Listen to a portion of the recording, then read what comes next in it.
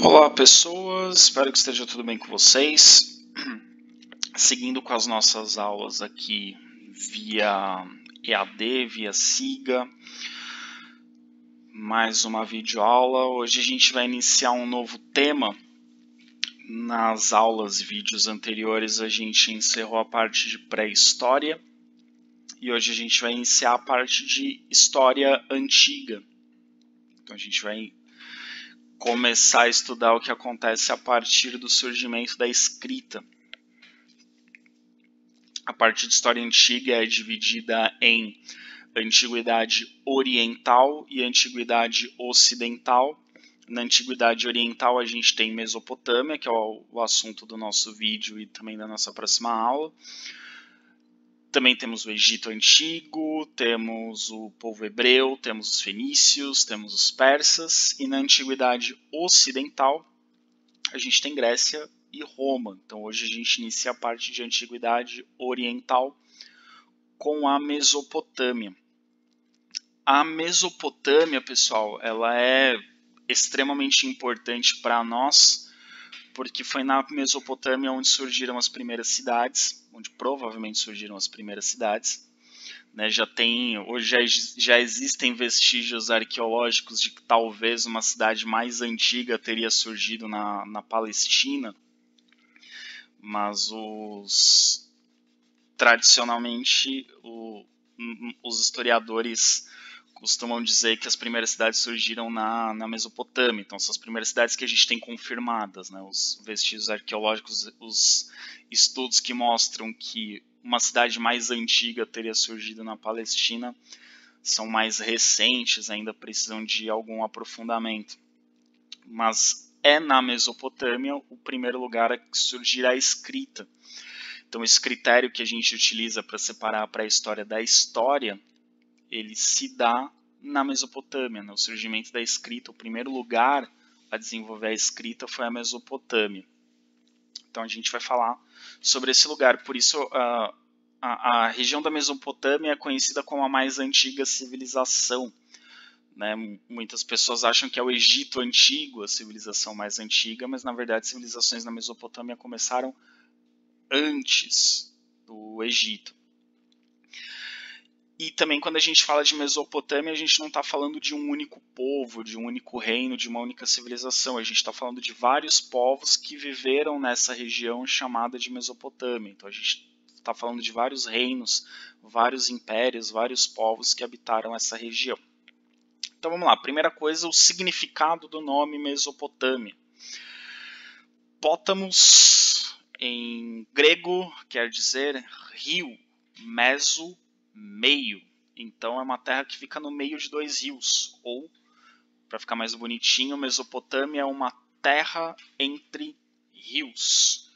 Quais são esses rios que formam a Mesopotâmia? São os rios Tigre e o rio Eufrates, que ficam numa região que hoje pertence ao Iraque. Então, os rios Tigre e Eufrates, que são os rios que formam a Mesopotâmia, estão no atual Iraque. Professor, precisa saber o nome desses dois rios de cor? Sim, o rio Tigre e o rio Eufrates são tão importantes para a história quanto o rio Nilo, que é o rio do Egito. Então, saber o nome desses rios é extremamente importante. Então, se precisa decorar alguma coisa desse slide, é o nome dos rios. O rio Tigre e o rio Eufrates. A gente precisa associar o rio Tigre e o rio Eufrates à Mesopotâmia. E aqui a gente tem no mapa mais ou menos o que era a Mesopotâmia, aí destacado em verde. Dentro dessa região verde, aí vocês estão vendo os rios Tigre e Eufrates.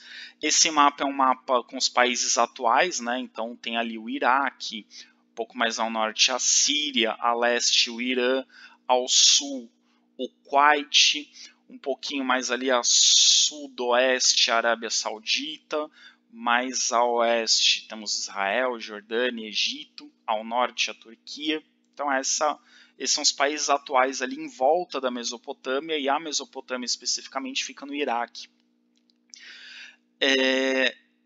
Então, importantíssimo lembrar, Mesopotâmia é terra entre rios, e esses rios são o rio Tigre e o rio Eufrates. Precisa lembrar o nome desses rios e que eles são os rios da Mesopotâmia. Okay? E qual a importância desses rios? A Mesopotâmia é uma terra entre rios, né, entre os rios Tigre e Eufrates, e esses rios são importantes para a Mesopotâmia porque eles deixam as terras da Mesopotâmia férteis. A Mesopotâmia é uma região de terras férteis entre esses dois rios, no meio de vários desertos. Então, em volta da Mesopotâmia, a gente tem vários desertos, várias terras que não são férteis, terras que não são próprias para a agricultura. E esses rios, o Tigre e o Eufrates, deixam as terras próximas a eles, as terras entre os dois rios e também as margens em volta deles, férteis. Como que os rios deixam as terras férteis? Tanto o Tigre quanto o Eufrates, em algumas épocas do ano, eles têm cheias, eles transbordam, eles causam inundações na região da Mesopotâmia. E essas inundações na Mesopotâmia fazem com que muita matéria orgânica que existe no leito desses rios passe para essas terras. E quando os rios voltam para o seu tamanho normal, após o período das cheias, essa matéria orgânica fica no solo e fertiliza o solo, funciona como uma espécie de adubo natural, como um fertilizante natural. Então, essa matéria orgânica que vem do leito dos rios para essas terras próximas aos rios Tigre e Eufrates tornam essas terras férteis. Como essas terras são férteis, elas atraem as populações que querem se fixar e desenvolver a agricultura. Então, a gente viu que na pré-história, no período neolítico, a agricultura ganha importância. Então, ter terras férteis era importante. As populações querem se fixar onde tem terras férteis. E a Mesopotâmia é um desses lugares que atrai as populações para se fixarem. Quando essas populações vão se fixar na Mesopotâmia, acaba tendo uma grande população, tem um aumento populacional nessa região. E essa grande população precisa lidar com as cheias dos rios, eles precisam, de certa forma, controlar as cheias dos rios. Então, não dá para eles simplesmente construírem suas vilas, suas aldeias e contar com a sorte, né, e torcer para o rio não transbordar e não inundar as suas vilas. Eles precisam saber prever as inundações, quando vão acontecer, precisam saber onde vai inundar, precisam saber direcionar as águas dos rios para não inundar suas vilas e sim fertilizar suas terras de agricultura, precisam então canalizar essa água para os terrenos corretos. E tudo isso, como a gente está falando de grandes rios e de grandes inundações, tudo isso envolve grandes obras. Então envolve um trabalho que necessita de muitas pessoas.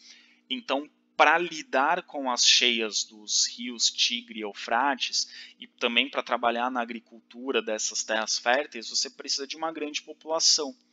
Então essas pessoas, então existe uma população grande que vai se juntar para trabalhar nessas terras férteis, construindo barragens, canais, para fazer irrigação de áreas secas, para conduzir a água dos rios para terras um pouco mais distantes e que não são férteis, para fazer a drenagem dos campos alagados. Tudo isso são obras muito grandes.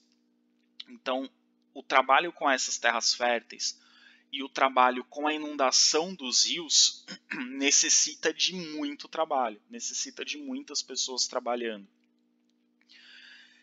E como era necessário haver muitas pessoas trabalhando juntas, começam a surgir grandes aglomerações de pessoas. Então as pequenas aldeias vão dar lugar a aglomerações cada vez maiores.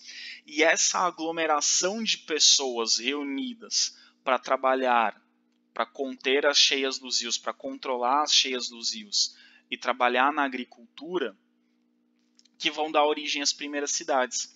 Então as primeiras cidades da Mesopotâmia surgem a partir da concentração da população que se reúne para conseguir lidar com as cheias dos rios e trabalhar com a agricultura. Pequenas populações não dariam conta de fazer barragens, de fazer canais de irrigação, de drenar as terras alagadas. Então, essas grandes populações que se unem para trabalhar com os rios e com as terras fertilizadas pelos rios vão dar origem às primeiras cidades. Então, a gente tem ali uma concentração de pessoas para trabalhar na agricultura, uma concentração de pessoas que vai criar animais. Essa concentração de pessoas com agricultura e criação de animais vai ter primeiro uma concentração populacional, depois com a agricultura e a criação de animais essa população vai crescer, que vai ter uma melhor alimentação, menos doenças, então o índice de mortalidade diminui, então a tendência da população é crescer. Com esse crescimento populacional e tendo cada vez mais pessoas reunidas para trabalhar com os rios e com a agricultura, a gente tem o surgimento das primeiras cidades. Aqui na imagem a gente tem a cidade de Ur, que é considerada, através dos vestígios arqueológicos, é considerada a primeira cidade da Mesopotâmia. E durante muito tempo foi considerada a cidade mais antiga do mundo. Hoje, né, como eu disse agora há pouco no vídeo, tem estudos arqueológicos que dão conta de que talvez a cidade de Jericó, uma das cidades de Jericó, né, que existiram várias cidades de Jericó ao longo da história, mas teria havido uma cidade de Jericó mais antiga do que Ur, então ali na região da Palestina. Mas né, os estudos ainda estão caminhando para essa comprovação. Mas da Mesopotâmia, a cidade mais antiga é a cidade de Ur. A cidade de Ur fica bem ao sul da Mesopotâmia. Pois bem, para governar e para controlar essa grande quantidade de pessoas e organizar o trabalho dessa grande quantidade de pessoas, vão surgir as primeiras formas de governo que nós conhecemos. Então, por volta do ano 3000 a.C., a gente tem já algumas cidades importantes da Mesopotâmia, como a cidade de Ur. A cidade de Ur é mais antiga do que isso, mas por volta de 3000 a.C. a gente já tem algumas cidades importantes, como Ur, as cidades de Kish, Lagash e outras cidades ali da região da Mesopotâmia. Essas cidades, a princípio, eram governadas pelos sacerdotes. Os sacerdotes são aqueles que cuidam da religião. Então, as mesmas pessoas que cuidavam da religião controlavam a cidade, governavam a cidade, organizavam as obras, organizavam as atividades nas cidades. Com o tempo, os sacerdotes foram deixando de ter essa função política, né, de administração das cidades, e essa função passou a ser exercida por lideranças que surgiam, ou por guerreiros que se destacavam, ou por pessoas que se destacavam na organização, na administração, na realização das obras, pessoas que eram admiradas por seus vizinhos, né, por seus pares. E aí começam a surgir os primeiros reis. Então, os primeiros reis eram pessoas escolhidas pela população e que se destacavam como lideranças, que eram capazes de organizar as obras, de controlar o trabalho, de organizar as atividades que seriam feitas. Então, os primeiros governantes surgem com o objetivo de organizar o trabalho nas cidades. Junto com os reis, surge o que nós chamamos de burocracia. Burocracia é o conjunto de instituições, de mecanismos, de organizações utilizados para governar um determinado lugar. Hoje, no mundo, os países têm uma burocracia extremamente complexa. Quando a gente está falando das primeiras cidades, não é uma burocracia complexa como a que nós temos no mundo atual. A gente está falando de funcionários, de ajudantes do rei, de pessoas que vão ajudar o rei a fiscalizar as obras, a controlar a produção, a organizar o trabalho. Então, junto com o rei, surge uma burocracia, uma equipe de pessoas que vai ajudar o rei a organizar as atividades. E essa estrutura do rei, do governante, e a burocracia que ajuda o rei é o que nós chamamos de Estado. Estado é um conjunto de instituições utilizados para governar e organizar uma cidade, um país, um reino, enfim, uma determinada localidade. Então, junto com as primeiras cidades, surgem as primeiras formas de governo, surgem os primeiros reis, surge a burocracia, surge o Estado. Okay? Então, isso surge na Antiguidade, isso não existia na pré-história, isso vai surgir na Antiguidade. Quais são as funções do rei, então, nessas primeiras cidades? O rei ele vai organizar o comércio, ele vai organizar aquilo que é produzido e que sobra na sociedade, né? Aqueles produtos agrícolas que estão sobrando, que tem a mais, e vai ver o que está faltando, e vai pegar isso que está sobrando e vai trocar com outra cidade pelo que está faltando. Então, o rei que vai organizar o comércio, ele vai ver o que está sobrando, o que está faltando, para trocar com outra cidade, com outra aldeia, com outra população. O rei também vai coordenar as grandes obras, a construção de uma barragem, a construção de um canal de irrigação, a drenagem de um terreno alagado, que são grandes obras que precisam de uma grande quantidade de pessoas, vão ser coordenadas pelo rei. Depois, com o tempo, a construção de templos, a construção de palácios, a construção de muralhas. Então, as grandes obras vão ser comandadas pelo rei. O rei é que vai organizar esse trabalho. E o rei também é aquele que comanda o exército. O exército ele vai ter a função de defender a cidade de ataques de inimigos. E depois o exército também vai ter a função de conquistar novos territórios, de conquistar novas terras. Conforme a cidade vai crescendo, ela vai precisar de mais terras para agricultura, para alimentar a sua população. Então o exército vai ser responsável por conquistar também novas terras. Então o exército tem função de defesa e a função de conquista de novos territórios. E tudo isso é comandado pelo rei. Tudo isso é administrado pelo rei. Na Mesopotâmia, a princípio, no começo da história da Mesopotâmia, as primeiras cidades são cidades-estado. O que é uma cidade-estado? Cidade-estado é uma cidade independente que tem seu próprio governante. Uma cidade-estado é como se fosse um país independente. É uma cidade isolada, uma cidade que governa a si própria e não depende de outras. Existem cidades-estado no mundo hoje? Sim, existem algumas cidades-estado. O Vaticano, por exemplo, é uma cidade-estado. O Vaticano é um país independente, é um estado independente dentro da cidade de Roma. Ele é um bairro da cidade de Roma, mas ele é um estado independente. Então ele é uma cidade-estado. Ele é uma cidade independente de qualquer país.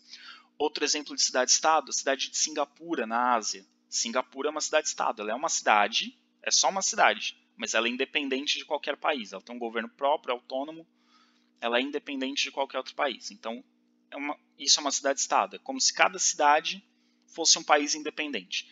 E, a princípio, na Mesopotâmia, cada cidade era uma cidade-estado. Cada cidade tinha o seu rei. Uma cidade era independente da outra. Só que, com o tempo, essas cidades que surgiram na Mesopotâmia, conforme elas foram crescendo, elas começam a disputar entre elas os territórios da Mesopotâmia. Como eu disse para vocês, a Mesopotâmia é uma região com terras muito férteis, no meio de várias terras não férteis. Então a gente tem vários desertos em volta da Mesopotâmia e a Mesopotâmia com uma região de terras férteis. Então as populações que vivem na Mesopotâmia querem continuar na Mesopotâmia e querem ocupar cada vez mais espaço dentro da Mesopotâmia. E os povos de fora da Mesopotâmia querem entrar na Mesopotâmia para ocupar as terras férteis. Então a gente tem nessa região da Mesopotâmia muitas disputas, muitos povos brigando por terras. E a gente tem as cidades formadas na Mesopotâmia, a gente tem povos de fora tentando invadir essas cidades, e a gente tem cidades dentro da Mesopotâmia brigando por territórios entre elas, uma cidade querendo conquistar outra, uma cidade querendo tomar territórios, querendo tomar terras férteis de outras. Né? Conforme essas cidades vão crescendo, vão se tornando maiores, com uma população maior, com um exército mais forte, com mais riquezas, elas vão querendo conquistar outras cidades. Então, essas disputas entre cidades vão fazendo com que algumas cidades mais fortes conquistem outras cidades. Então, um rei começa a governar não apenas uma cidade, ele começa a governar várias cidades. E às vezes, essas cidades diferentes que esse rei vai conquistando são cidades com povos diferentes. Então, um único rei começa a governar diferentes povos que ele vai conquistando. quando um povo, um rei, um governante, conquista vários povos diferentes, a gente tem a formação de um império. Então, um reino é quando você tem um rei governando um povo. Quando você tem um governante governando vários povos diferentes, você tem um império. Então a Mesopotâmia, a princípio, tem vários pequenos reinos, várias cidades-estado, cada cidade era um reino, e aos poucos a Mesopotâmia vai formando impérios. Você vai ter um povo ou um rei que vai conquistar outros povos e vai juntar a diferentes territórios da Mesopotâmia e formar um império, governando diferentes povos. Ok? Então, diferença entre reino e império. Rei, um reino, tem um rei governando um povo. Império, um rei ou um imperador governando vários povos. E é isso que vai acontecer na Mesopotâmia. Primeiro a gente tem várias cidades-estado independentes e aos poucos começam a se formar impérios na Mesopotâmia. Um povo começa a conquistar os povos vizinhos. Ao longo da história da antiga Mesopotâmia, a gente tem diversos impérios. Então, como eu disse no início, a Mesopotâmia teve vários povos e esses povos formaram diferentes impérios. A gente tem vários impérios diferentes ao longo da história da Mesopotâmia. E a gente vai falar um pouco sobre alguns dos principais povos e dos principais impérios que dominaram a Mesopotâmia. O primeiro povo que se destacou na Mesopotâmia foram os Sumérios. Os Sumérios formaram cidades ali na Mesopotâmia por volta de 3000 a.C. Os Sumérios são o primeiro povo de destaque na Mesopotâmia, mas os Sumérios não formaram um império. Os Sumérios formaram apenas cidades-estado. Então, durante os Sumérios, a gente ainda tem apenas cidades-estado na Mesopotâmia. Os primeiros impérios vão surgir depois. Os Sumérios, eles se fixam no sul da Mesopotâmia. Então, as primeiras cidades surgem ao sul da Mesopotâmia. Se vocês olharem ali no mapa, é aquela parte destacada em amarelo.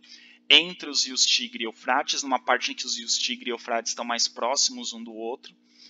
E ali vocês vão ver algumas das primeiras cidades. A cidade de Ur, bem ao sul, né, que é a cidade mais antiga da Mesopotâmia, formada pelos Sumérios. E os Sumérios foram provavelmente o primeiro povo da história da humanidade a construir canais de irrigação, a construir canais saindo dos rios e levando água para terras mais secas. Então, os Sumérios foram provavelmente o primeiro povo a fazer esse tipo de obra, que é uma das obras de engenharia mais complexas que a gente tem. Era uma das obras mais difíceis de se fazer na antiguidade. Apenas grandes civilizações ou civilizações com grande organização conseguiam fazer canais. E os Sumérios foram provavelmente o primeiro povo a construir esses canais de irrigação no mundo. Então ali os Sumérios são, a gente considera os Sumérios a primeira civilização, porque teria sido o primeiro povo a construir cidades. Sempre lembrando da cidade de Jericó, que provavelmente surgiu antes dos Sumérios, lá na região da Palestina, mas é uma cidade isolada. Os Sumérios foram o primeiro povo a construir uma série de cidades, ainda que independentes uma da outra, mas é o mesmo povo, o povo sumério. Os Sumérios também provavelmente foram os inventores do arado e da roda.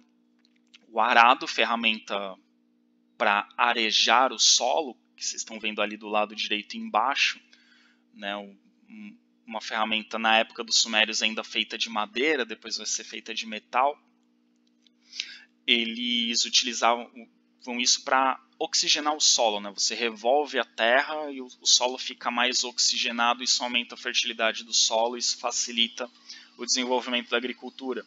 E os Sumérios também criaram a roda. A roda foi algo extremamente importante para o desenvolvimento da humanidade, porque a roda te permite carregar maior quantidade de peso com menos esforço. Então a roda permite transporte de maior peso, de mais mercadoria, de mais matéria-prima com menos esforço. E também foram os sumérios que desenvolveram as primeiras cidades da Mesopotâmia. A cidade de Ur é a mais antiga, mas também as cidades de Kish, Lagash, Uruk e Eridu. São as primeiras cidades sumérias ali no sul da Mesopotâmia. Também foram os sumérios o primeiro povo a desenvolver a escrita. A forma de escrita mais antiga que nós conhecemos é a escrita cuneiforme, que é a escrita dos sumérios. Como eu sempre digo, é a forma de escrita mais antiga que nós conhecemos. Se amanhã ou depois os arqueólogos encontrarem uma forma de escrita mais antiga, os sumérios deixam de ser considerados os inventores da escrita. Mas como a forma de escrita mais antiga que nós temos notícia é a dos sumérios, nós consideramos os sumérios os inventores da escrita, o primeiro povo a ter escrita. Outros povos também desenvolveram a escrita sem conhecer os sumérios. Não é que os sumérios inventaram a escrita e todos os povos copiaram os sumérios. Outros povos desenvolveram formas de escrita de forma independente sem conhecer a escrita dos sumérios. Mas de todos eles, o mais antigo, o primeiro a desenvolver a escrita, foram os sumérios.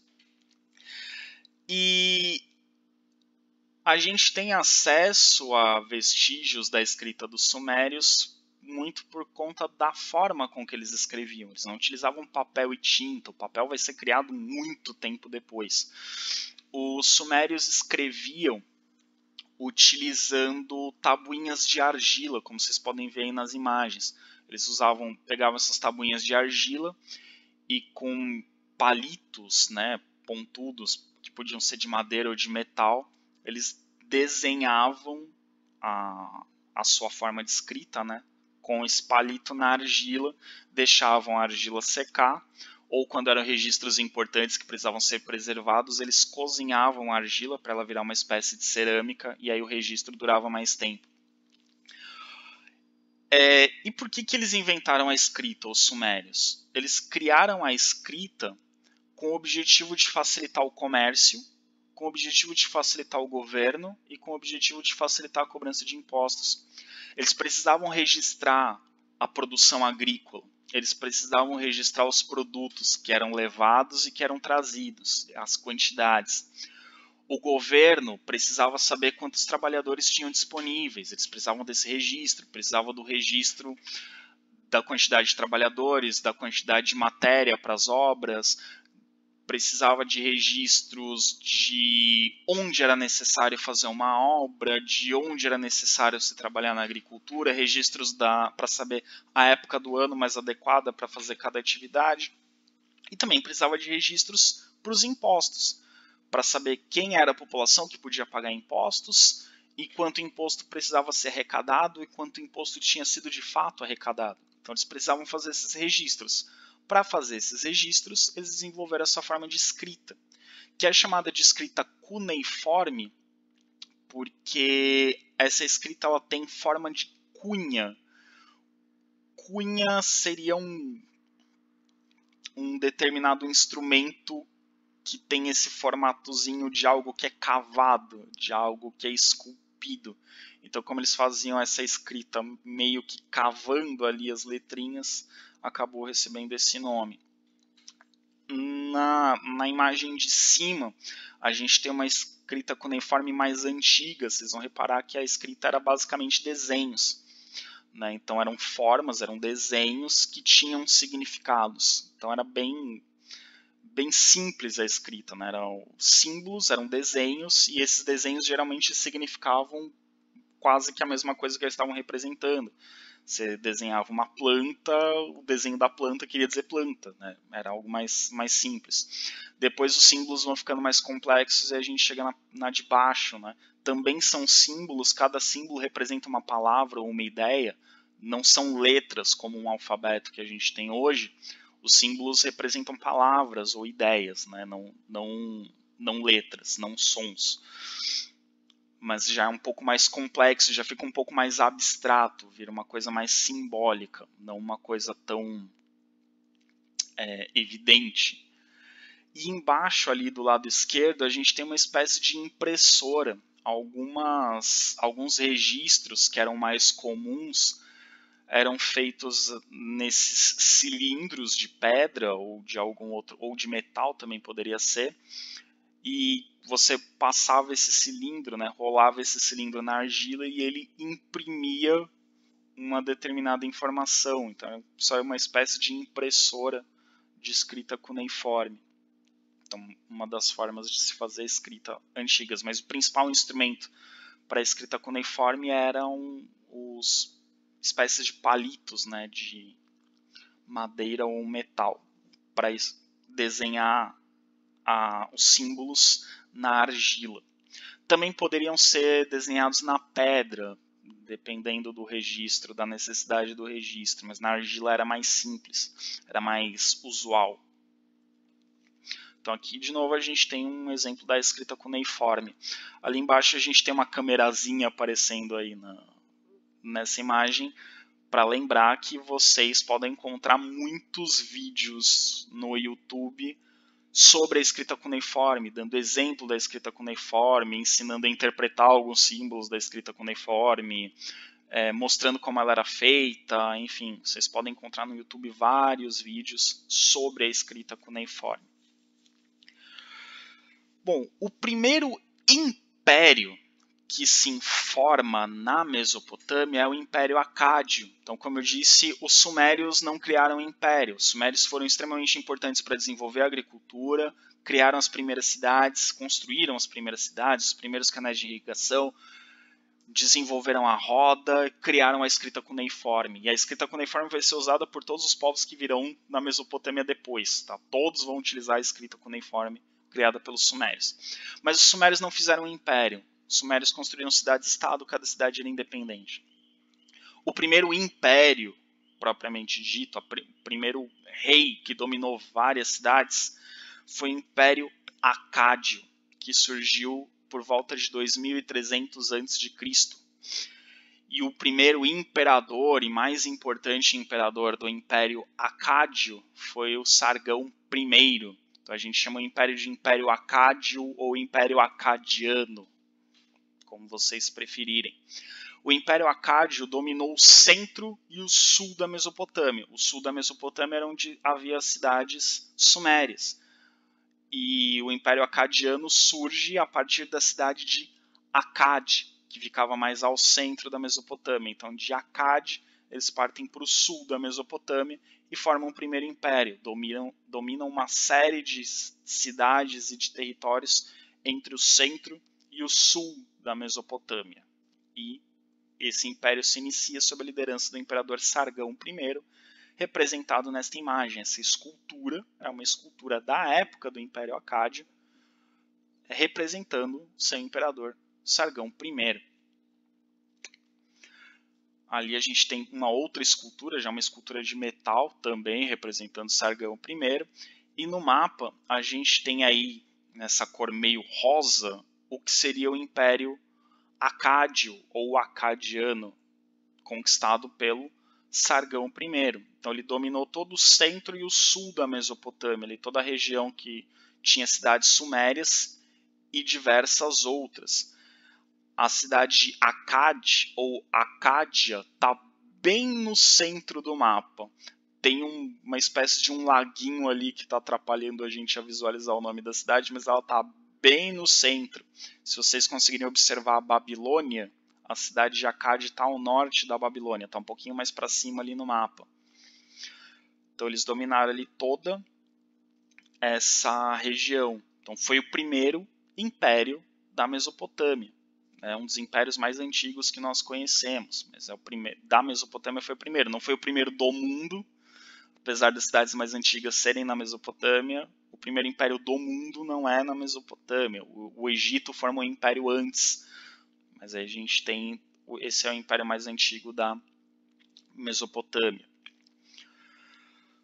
O Império Acádio, ele incorporou muita coisa da cultura suméria. Então, a escrita eles copiaram dos sumérios. Aí a gente tem de novo um exemplinho do cilindro que imprime, né, a escrita cuneiforme. Então, eles copiaram a escrita dos sumérios, copiaram muito da ciência dos sumérios, aprenderam com os sumérios as técnicas de agricultura, as técnicas de construção de canais, aprenderam com os sumérios a roda, aprenderam com os sumérios a escrita, que eu já citei, técnicas de construção, aprenderam muita coisa com os sumérios. Então eles deram continuidade à cultura suméria, dominaram a região dos sumérios, mas absorveram a cultura deles. Entre os avanços que eles aprenderam com os sumérios e depois desenvolveram, os acadianos desenvolveram muito a astronomia. E por que a astronomia se desenvolveu bastante? Né? Por que um povo na antiguidade resolve desenvolver a astronomia? Olhar para o céu, olhar para o espaço, olhar para os astros. Eles desenvolveram muito a astronomia porque a observação do céu era a principal ferramenta que eles tinham para estabelecer um calendário. Como nós já vimos em aulas anteriores, os calendários são formas de organização das sociedades. Uma sociedade se organiza através de um calendário. E no Império Acádio isso não era diferente. Então, eles organizam suas atividades, organizam seu trabalho através de um calendário. E por que o calendário era tão importante para eles? Para que eles soubessem a época correta das cheias dos rios, para que eles pudessem plantar no tempo certo e colher antes das novas inundações. E durante o período das inundações eles trabalhavam em outras obras, construção de canais, construção de obras dentro da cidade.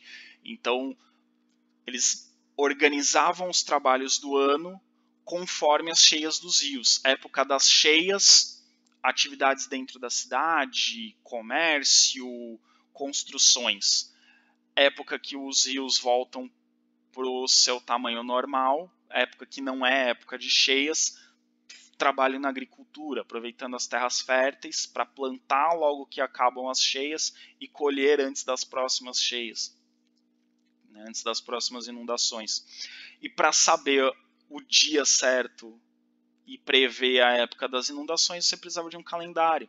As cheias dos rios ocorrem mais ou menos na mesma época do ano sempre, então eles precisavam ter um calendário preciso para saber o dia certo de iniciar a atividade agrícola e o dia certo de iniciar as outras atividades. E aí os acadianos desenvolveram um calendário lunar, um calendário com a semana de 7 dias, né, como eu já expliquei para vocês em outras aulas, a semana de 7 dias. Cada semana equivale a uma fase da Lua, o ciclo completo das 4 fases da Lua dá aproximadamente um mês, e o ano são 12 ciclos completos das fases da Lua. Então eles desenvolveram esse calendário com 12 meses, com a semana de 7 dias. Então, a partir da observação astronômica, eles já chegaram num sistema de calendário mais ou menos parecido com o que a gente usa hoje, com a semana de 7 dias e o ano de 12 meses. Só que após a morte do Sargão I, que foi quem formou o Império Acádio, e ele morreu no ano de 220 a.C., o Império entrou em declínio. Os governantes que vieram depois continuaram imitando Sargão. Sargão I foi o grande exemplo de imperador na Mesopotâmia durante muito tempo. Mesmo outros impérios que vieram depois tinham Sargão como exemplo. Mas após a morte dele, os imperadores seguintes não conseguiram manter o mesmo poder, não conseguiram manter a mesma força e foram perdendo territórios, até que o Império Acádio foi derrotado e substituído por um novo império. Esse império que substitui o Império Acádio é o primeiro Império Babilônico. E eu estou frisando que é primeiro Império Babilônico, porque depois a gente terá um segundo Império Babilônico. A gente tem 2 Impérios Babilônicos nesse período. Então, o primeiro Império Babilônico ele surge por volta de 1900 a.C. Então, por volta de 1900 a.C., o Império Babilônico domina os territórios que antes pertenciam ao Império Acádio. E ele vai formar um império ainda maior do que o Império Acádio. Entre os imperadores do Império Babilônico, a gente vai destacar o imperador Hammurabi. O Hammurabi governou o Império Babilônico de 1792 a 1750 a.C. E o período do Hammurabi foi o auge do Império, foi o período de que o Império alcançou sua maior extensão territorial, sua maior riqueza, seu maior poder. O Hammurabi, durante o seu governo, unificou quase toda a Mesopotâmia. Então, quase toda essa terra, entre os rios Tigre e Eufrates, e mais alguns territórios, fizeram parte do Império Babilônico. Então, ele unificou quase toda a Mesopotâmia. Quase toda a Mesopotâmia foi governada por um único rei, o rei Hammurabi. E esse império tem o nome de Império Babilônico, porque sua capital foi a cidade de Babilônia, a cidade da Babilônia. A mesma Babilônia que aparece na Bíblia foi a capital do primeiro Império Babilônico. Ainda não é esse período que vai aparecer na Bíblia, é um período posterior, o período do segundo Império Babilônico que vai aparecer na Bíblia. Mas a mesma cidade da Babilônia da Bíblia é essa que a gente está falando aqui do primeiro Império Babilônico, ok? E aqui na imagenzinha do lado, o Hammurabi está representado ali sentado. Ele é o rei sentado no trono e em pé na frente do Hammurabi é um funcionário do rei. Depois eu vou explicar o que é essa escultura aqui, que ela é bem importante. Então aí em verde no mapa a gente tem o reino do Hammurabi, o Império Babilônico. Vocês estão vendo ali que quase toda a Mesopotâmia foi dominada por ele, só um pedacinho ali mais ao norte que não fez parte do Império Babilônico.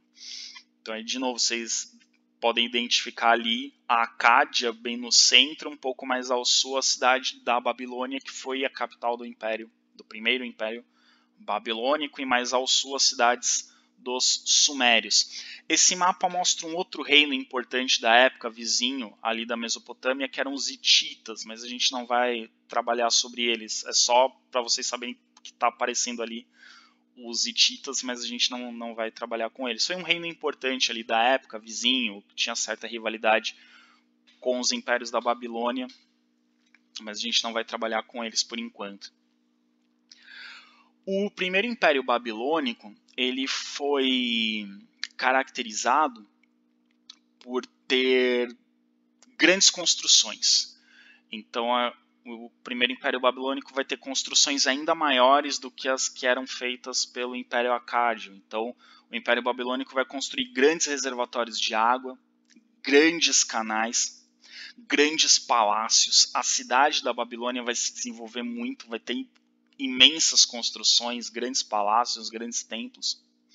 E o primeiro Império Babilônico também consegue um grande desenvolvimento da agricultura.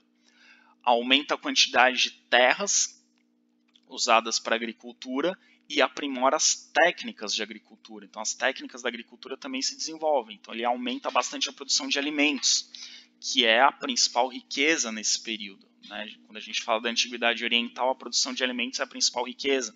E eles conseguem desenvolver isso bastante. E com esse aumento da produção, você também tem um aumento do comércio. Porque quando você aumenta a produção e você tem mais do que aquilo que você precisa para sobreviver, você pode vender esses produtos. Você pode trocar esses produtos por outros que você precisa mais. Então você tem um grande desenvolvimento do comércio no primeiro Império Babilônico.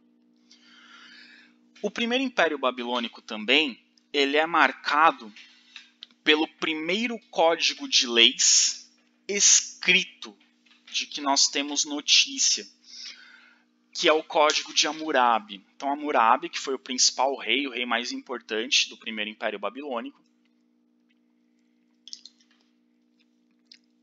ele mandou escrever um código de leis, que é considerado o mais completo da antiguidade.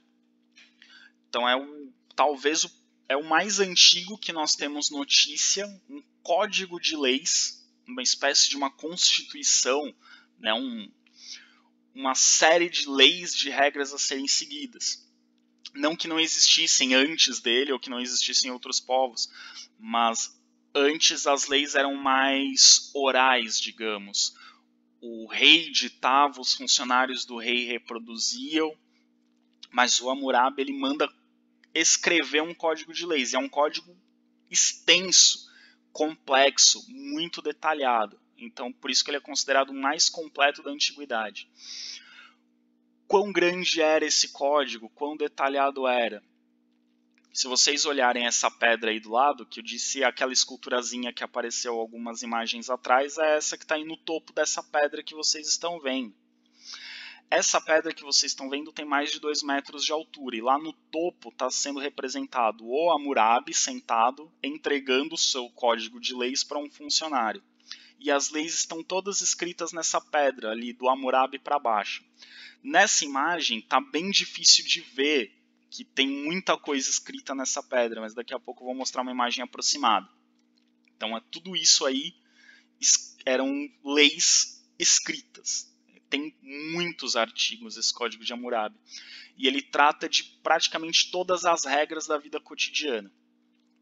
O princípio que rege o Código de Hammurabi, que rege as leis do Código de Hammurabi, é conhecida como Lei do Talião, que é aquela lei do olho por olho, dente por dente. O princípio é o seguinte: se você faz mal a alguém, a sua punição é sofrer um mal do mesmo nível, do mesmo tamanho. Mas a gente vai analisar alguns trechos do Código de Hammurabi que a gente vai ver que não é exatamente assim, mas o princípio era: se você faz algo para alguém, você tem que sofrer uma consequência do mesmo tamanho, uma consequência equivalente. Então, o Código de Hammurabi é o primeiro código de leis que a gente conhece, é o código de leis mais antigo que a gente conhece, e é o mais completo da antiguidade. Então, como eu disse para vocês, ali se a gente aproximar, se a gente chegar perto ali dessa pedra enorme, a gente vai ver várias coisinhas escritas ali com escrita cuneiforme, bem pequenininhas ali. Então, o Código de Hammurabi está todo preservado aí nessa pedra que está num museu europeu hoje em dia. Claro que não era só essa pedra, o Hammurabi mandou fazer várias dessa para serem distribuídas pelas cidades do Império, para que todo mundo conhecesse as leis. Bom, o que o Hammurabi determina nesse Código de Leis? A gente tem exemplos de alguns artigos do Código de Hammurabi para vocês entenderem como que ele funcionava, quais são as ideias que estão por trás dele. Então, um dos primeiros artigos aqui que a gente vai analisar. Se alguém furta bens do Deus ou da corte, deverá ser morto. E mais, quem recebeu dele a coisa furtada também deverá ser morto. Então, se você rouba alguma coisa do Deus, quer dizer roubar do templo.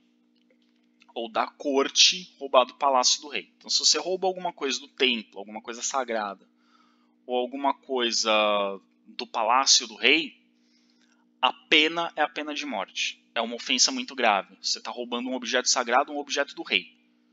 Então, é uma ofensa muito grave. A pena é a pena de morte. E quem recebeu o objeto do furto, né, o que a gente chama hoje de receptação, né, o ladrão foi lá, roubou o objeto e vendeu para alguém. A pessoa que comprou o objeto roubado também recebe pena de morte, recebe a mesma pena do ladrão.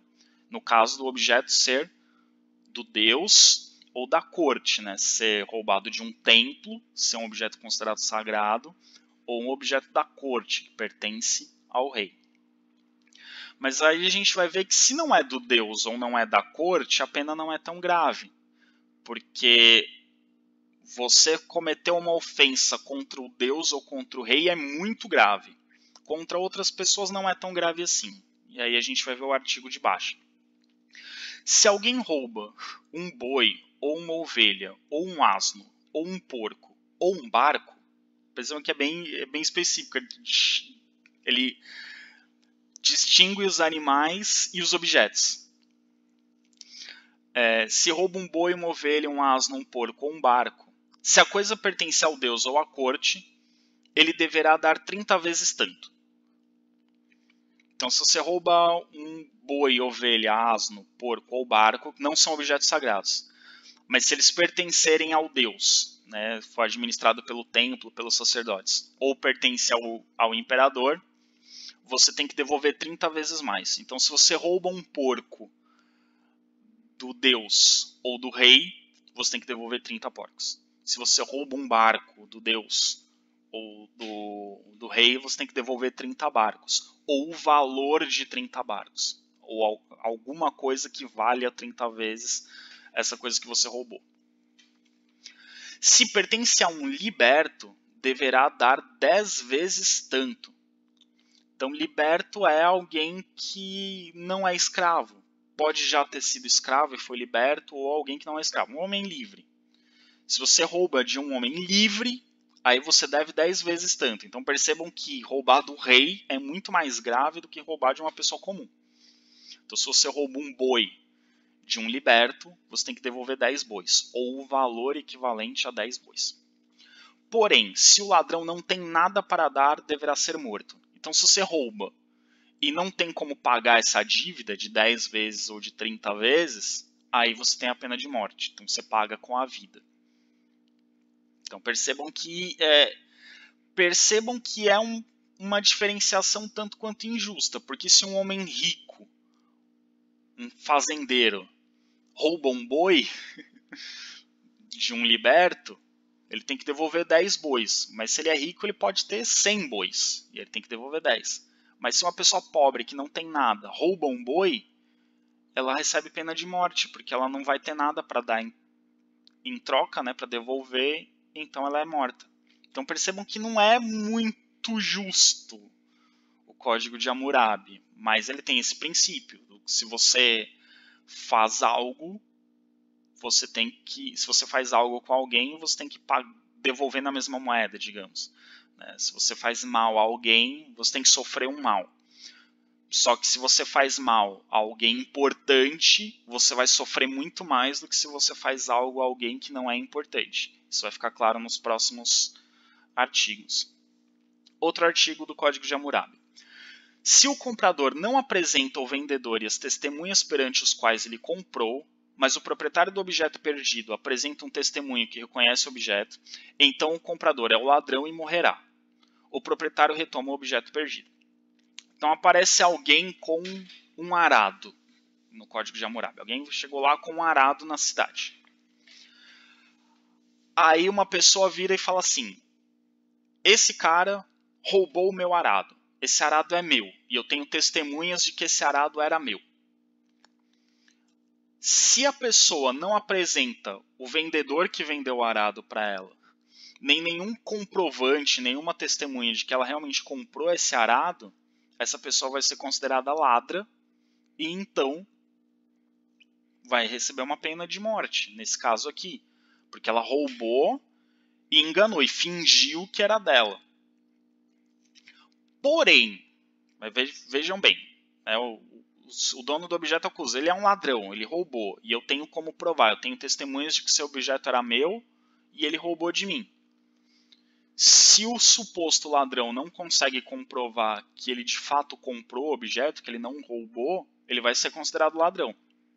Porém, se o suposto proprietário não apresenta um testemunho que o reconheça, ele acusa alguém de ser ladrão, mas não consegue provar que a pessoa roubou, não tem nenhum testemunho, não tem nada que prove que ele foi roubado, então esse acusador vai ser considerado um malvado, caluniador, e ele vai receber a pena de morte.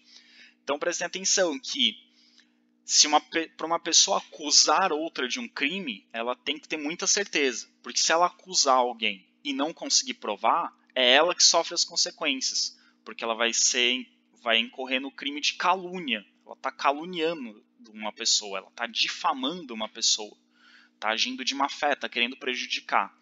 Então uma pessoa só acusava a outra se ela tinha muita certeza, se ela tinha como provar. Se ela não tivesse como provar e acusasse, era ela que sofria a pena. Ela pagaria o castigo, a pena, como se ela tivesse cometido o crime que ela acusou a outra pessoa.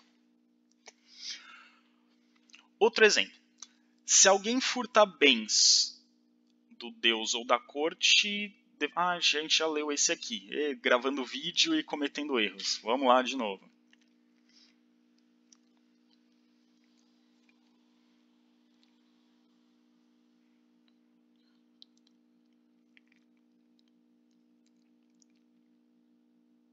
Continuando. Se alguém difama uma mulher consagrada ou a mulher de um homem livre e não pode provar se deverá arrastar esse homem perante o juiz e tosquear-lhe a fronte. Vamos ver de novo que ficou confuso.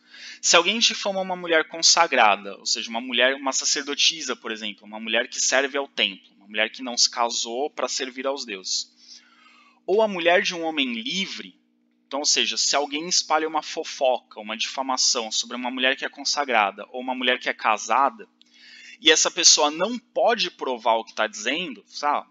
Ah, essa mulher traiu o marido.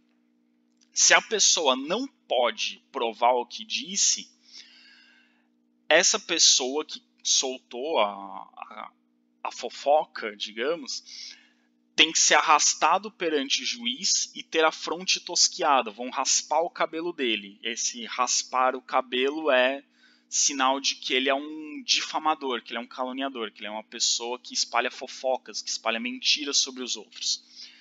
Então, acusar uma mulher casada ou uma mulher consagrada aos deuses e não ter como provar que essa mulher fez algo de errado é uma ofensa, é um crime. Então, se você acusa alguém, se você fala algo sobre alguém, você tem que provar. Se a esposa de alguém é encontrada em contato sexual com um outro, se deverá amarrá-los e lançá-los na água, salvo se o marido perdoar a sua mulher e o rei a seu escravo. E aí um outro artigo diz o seguinte: se alguém viola a mulher que ainda não conheceu o homem e vive na casa paterna e tem contato com ela e é surpreendido, este homem deverá ser morto, a mulher irá livre. Então, se uma mulher casada é pega traindo o marido, né, em contato sexual com outro, tanto ela quanto o homem que está em contato sexual com ela, né, que está ali cometendo a traição junto com ela, o adultério junto com ela, os dois têm que ser amarrados e jogados na água. A não ser que o marido perdoe sua mulher. Se o marido perdoar a mulher, ela não é jogada na água, amarrada. Então ela não vai morrer afogada se o marido perdoar. E se o homem que tiver com a mulher for um escravo e o dono desse escravo perdoá-lo, ele também não é condenado. Então, se a pessoa é perdoada da traição, ela não recebe essa pena. Mas se ela não é perdoada, ela é amarrada e jogada no rio para morrer afogada.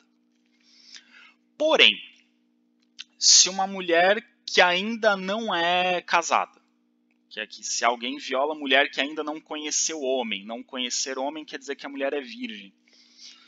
Então, se alguém tem ato sexual com uma mulher virgem, e essa mulher virgem ainda vive com os pais, ou seja, ela é virgem porque ainda não se casou, né? Então é considerada uma mulher pura. E esse homem, tendo relação com essa mulher virgem, que ainda vive com os pais, é pego, esse homem deverá ser morto. A mulher não. A mulher vai livre. Seria mais ou menos, esse homem seria mais ou menos considerado uma espécie de estuprador, porque ele está tendo relações com uma mulher virgem. Então ele está difamando essa mulher, ele está ultrajando essa mulher, está ofendendo a honra dessa mulher e dessa família. Então ele vai ser morto, mas a mulher é considerada vítima nesse caso.